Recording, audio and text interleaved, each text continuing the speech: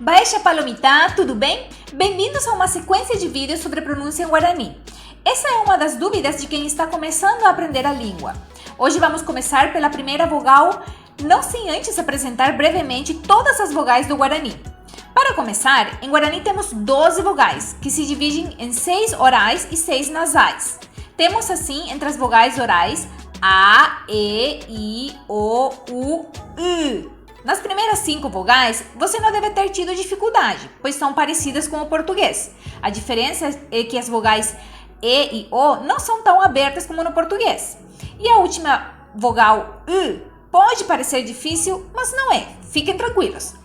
Depois temos as vogais nasais. A, E, I, O, U, U. Acho que para o falante de português, essa nasalização não vai ser muito estranha. Hoje, então, vamos começar pela vogal A e veremos como ela se pronuncia em 4 contextos diferentes. Quá, quá, quá, cuá. Você deve estar se perguntando qual é a diferença entre cada uma delas. Vejamos. Quá, com pronúncia oral, significa buraco.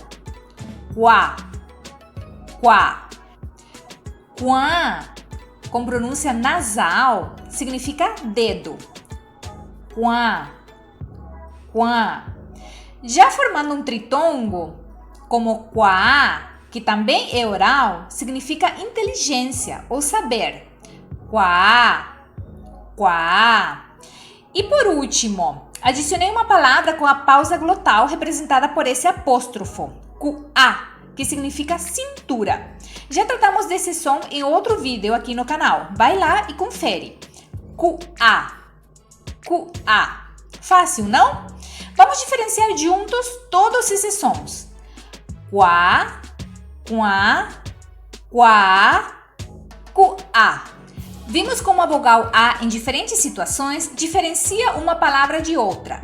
É muito importante distinguir o som oral, quá, quá, do nasal, quá, e marcar essa pausa glotal, cuá.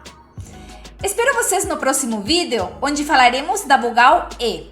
E se gostou do conteúdo, não deixe de dar um like, de comentar e de compartilhar com os amigos. Já eu Rechadei o PV. Até logo!